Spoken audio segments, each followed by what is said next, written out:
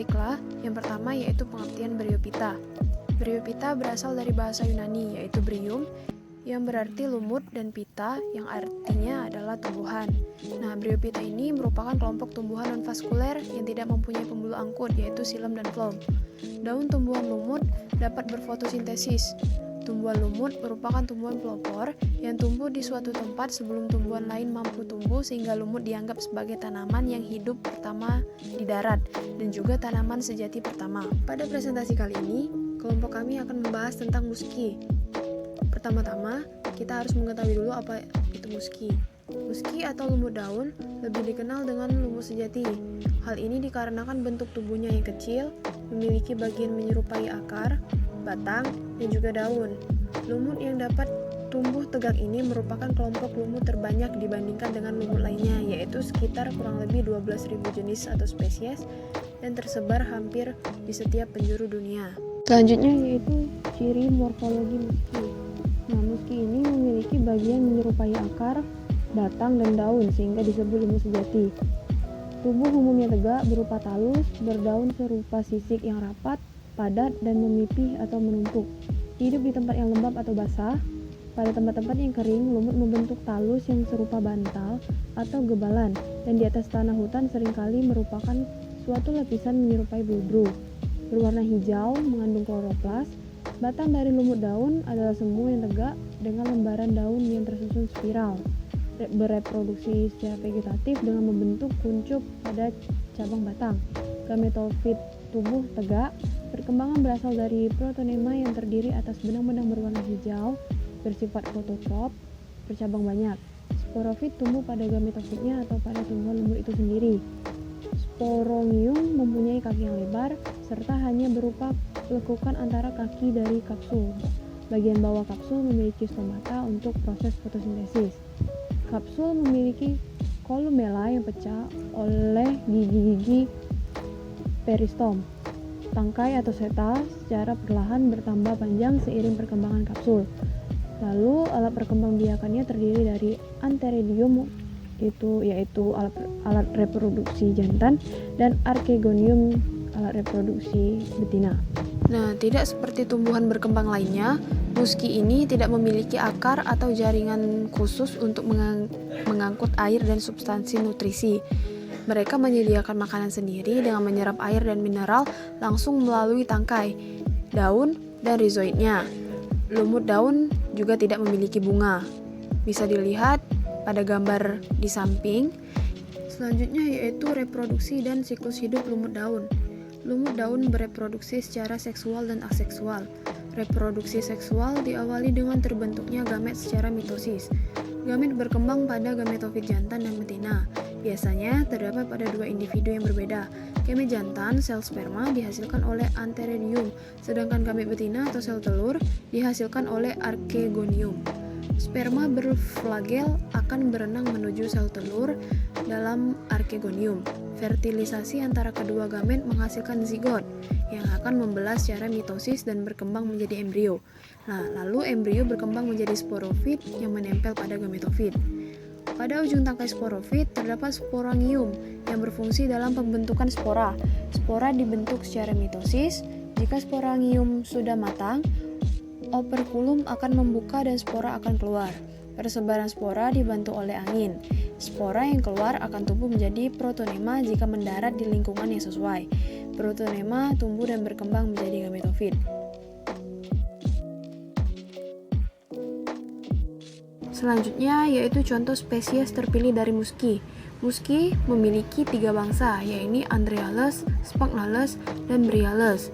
Bangsa Andreales memiliki satu suku, yakni Andreaceae dengan marga Andreae.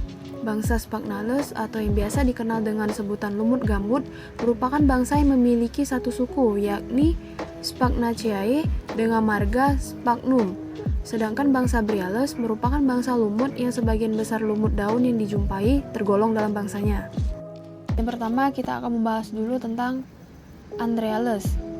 Bangsa dari kelas musky yang hanya memuat satu suku atau famili, yakni suku Andreaceae dengan satu marga Andreae. Bangsa Andreales memiliki ciri-ciri yang pertama yaitu Tubuh gametofitnya sudah dapat dibedakan antara batang dan daun meskipun belum mempunyai akar selain rizoid. Bagian seta umumnya panjang, sedangkan bagian kapsulnya tersusun atas kotak spora di mana di dalamnya terdapat kolumela yang diselubungi oleh jaringan sporogen. Talusnya sudah memiliki daun kecil yang disebut mikrofil, serta mempunyai alat perekat yang berupa rizoid. Daun-daunnya berwarna hijau karena mengandung klorofil A dan juga klorofil B untuk proses fotosintesis. Protonema berbentuk seperti batang atau pita yang bercabang. Gametangium terdapat pada ujung cabang terdiri dari antheridium dan arcogonium. Terdapat cabang yang berbeda. Sporofitnya terdiri dari kaki, seta, dan kapsul. Berwarna hijau kehitaman dengan rizoid menancap di substrat. Habitat menyukai tanah-tanah yang lembab, di atas batu-batu cadas, dan juga batang-batang pohon. Dengan pembentukan gamet jantan dan gamet betina, terjadilah metagenesis. Spora bersifat fototrop, banyak bercabang, dan terlihat seperti hifa cendawan yang berwarna hijau. Dan juga kapsul spora mula-mula diselubungi oleh kaliptra. Yang terakhir, jika sudah masak kemudian pecah dengan 4 katup-katup. Kolumela diselubungi oleh jaringan sporogen. Baiklah, di sini saya akan melanjutkan penjelasan dari saudari Naswa Tiara Anika, yaitu mengenai contoh spesies terpilih dari musky. Yang pertama, ada Ordo Andreales. Ordo ini terbagi menjadi beberapa spesies. Pertama, ada Andreae petrophylla. Spesies ini memiliki ciri-ciri berwarna hitam kecoklatan, habitatnya pada tempat lembab dan basah. Kemudian, akar, daun, dan batang masih sulit dibedakan. Dapat ditemukan di atas pasir bergerak, di atas pipa air, bahkan di atas tanah gundul yang mengalami kekeringan. Spesies Andreae petrophylla tidak memiliki kosta. Hidupnya merayap di tempat-tempat basah dan lembab, serta spora bersifat fototrof positif, banyak cabang, dan terlihat seperti hifa cendawan yang berwarna hijau. Spesies yang kedua yaitu Andreae rupestris. Spesies ini memiliki karakteristik tanaman berwarna merah kehitaman, hitam atau coklat kehijauan. Daunnya melengkung lebar menyebar, pendek lancet. Ujung daun miring atau simetris. Terdapat garis pada bagian seluruh daun dan selnya basal. Laminal dari spesies ini pendek, sel marginal panjang sampai persegi panjang, bulat kuadrat pendek sampai persegi panjang. Kemudian lumennya bulat, 4 persegi panjang atau tidak teratur. Yang ketiga, ada spesies Andreae rhotii yang memiliki ciri-ciri panjang daun mencapai 1-2 mm, daun tidak terlalu melengkung ke bawah, berbentuk lonjong dengan ujung daun meruncing, kemudian ditemukan pada tempat terbuka dan basah, paling sering di dataran tinggi seperti pegunungan, tetapi juga terdapat di dekat permukaan laut. Dan yang keempat, ada Andreae heinemani. Spesies Andreae heinemani memiliki ciri-ciri: 1. Daun dengan bilahan runcing memanjang. Kemudian yang kedua, lebar daun mencapai 0,3 sampai 0,4 mm. Yang ketiga, tumbuh di batuan daerah gunung dan dataran tinggi. Dan yang keempat, kapsulnya mencolok, terdapat pada daun hitam. Selanjutnya, ordo yang kedua yaitu Ordo Sphagnales. Ordo ini hanya memiliki satu famili yaitu Sphagnacea dan satu genus yaitu Sphagnum. Genus ini meliputi sejumlah besar jenis lumut yang kebanyakan hidup di tempat-tempat yang berawah dan membentuk rumpun yang apabila dilihat dari atas maka kecenderungan tiap-tiap tahun tampak bertambah luas, sedangkan bagian bawah yang ada di dalam air mati dan berubah menjadi gambut. Lumut ini berperan penting bagi kesuburan tanah. Adapun ciri-ciri dari Ordo Sphagnales antara lain hidup di rawa-rawa atau di daerah yang banyak air membentuk rumpun. Protonema berbentuk daun kecil dengan tepi daun yang bertoreh, terdiri atas satu lapis sel menempel pada alas dengan rizoid. Lalu, tiap protonema hanya akan membentuk satu gametofor yang terdiri atas batang-batang yang bercabang dengan daun-daun. Tidak ada rusuk tengah pada daun, gametofor tidak mempunyai rizoid. Daun tersusun atas sel-sel yang berkloroplas dan sel-sel yang mati dan kosong. batangnya bercabang-cabang tegak dan membentuk roset di ujung. Jaringan pada batang seperti spons parenkim, sama dengan mesofil daun.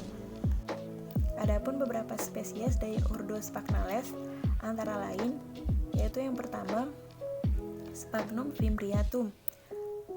Spesies ini memiliki ciri-ciri batang banyak cabang yang mudah tumbuh tegak dan membentuk roset pada ujungnya. Daun-daun yang sudah tua terkulai dan menjadi pembalut bagian bawah batang. Habitatnya kebanyakan di rawa-rawa, membentuk rumpun, bercabang-cabang jantan, mempunyai antheridium yang bulat dan bertangkai di ketiak daunnya, lalu cabang-cabang betina mempunyai archegonium pada ujungnya. Dan yang terakhir yaitu Sporogonium membentuk tangkai pendek dengan kaki yang membesar. Spesies yang kedua yaitu Sphagnum capillifolium. Spesies Sphagnum capillifolium memiliki karakteristik batang daun relatif panjang, berbentuk seperti telur, di atas lebih sempit daripada di bawah. Kemudian memiliki banyak pori di bagian atas dan hidup di tepi hutan sekitar rawa.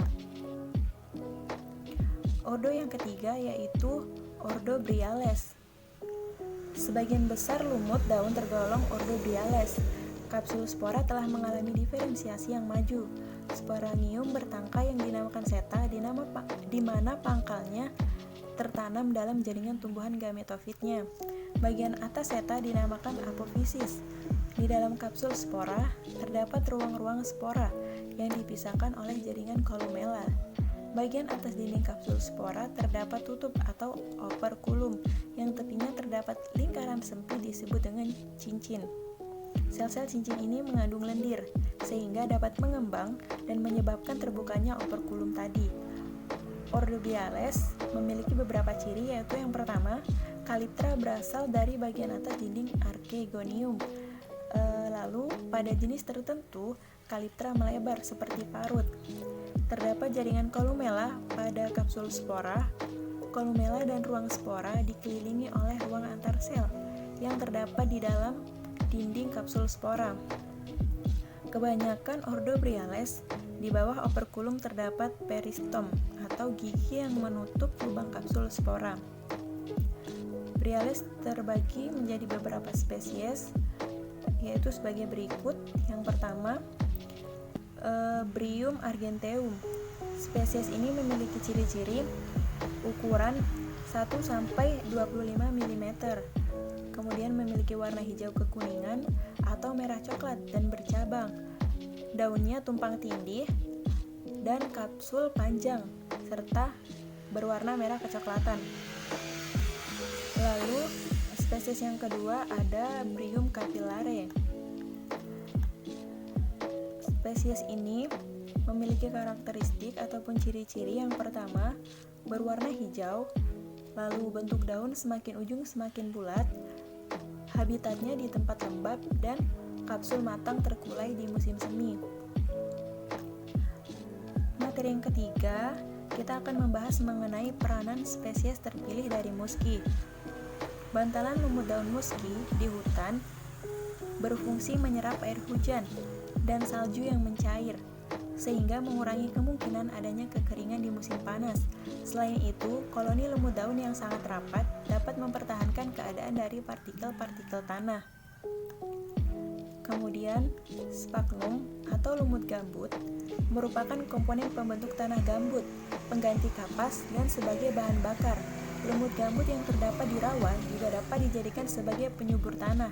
Selain itu, sphagnum juga mengandung zat sphagnol yang digunakan untuk perawatan bisul dan gigitan nyamuk.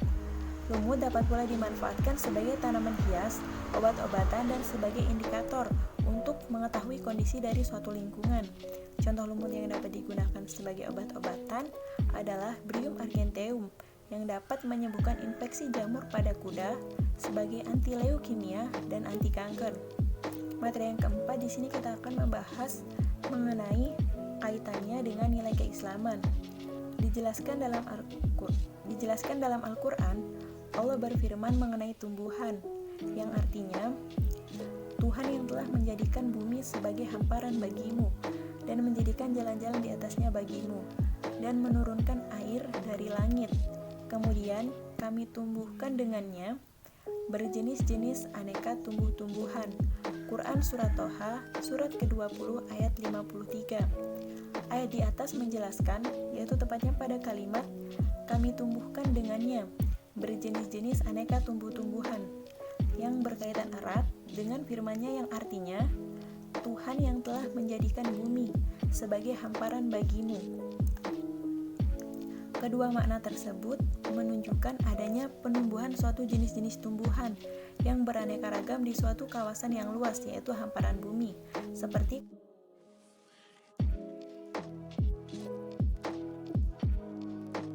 komunitas tumbuhan di hutan dan menguraikan aneka tumbuhan sehingga dipahami sebagai jenis-jenis tumbuhan yang beraneka ragam, seperti tumbuhan tingkat tinggi yaitu monokotil dan dikotil, serta tumbuhan tingkat rendah yaitu jamur dan lumut.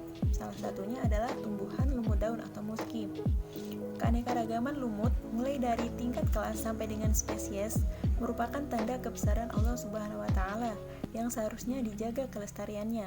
Karena dengan begitu, kita sebagai makhluknya ikut berperan dalam pelestarian makhluk hidup ciptaan Allah Subhanahu wa taala. Dalam hadis Rasulullah Shallallahu alaihi wasallam yang artinya dari Abu Sa'ad bin Sinan Al-Khudri radhiyallahu an, sesungguhnya Rasulullah Shallallahu alaihi wasallam bersabda, tidak boleh melakukan perbuatan mudarat yang mencelakakan diri sendiri dan orang lain.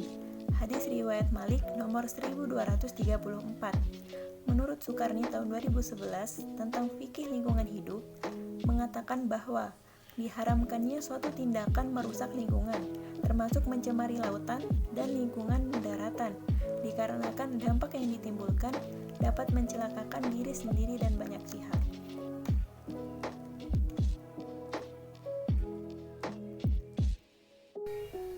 Baiklah teman-teman, mungkin demikianlah tadi materi yang dapat kami sampaikan. Kurang dan lebihnya kami mohon maaf, dan kepada Allah kami mohon ampun. Terima kasih banyak atas perhatiannya. Kami akhiri. Wassalamualaikum warahmatullahi wabarakatuh.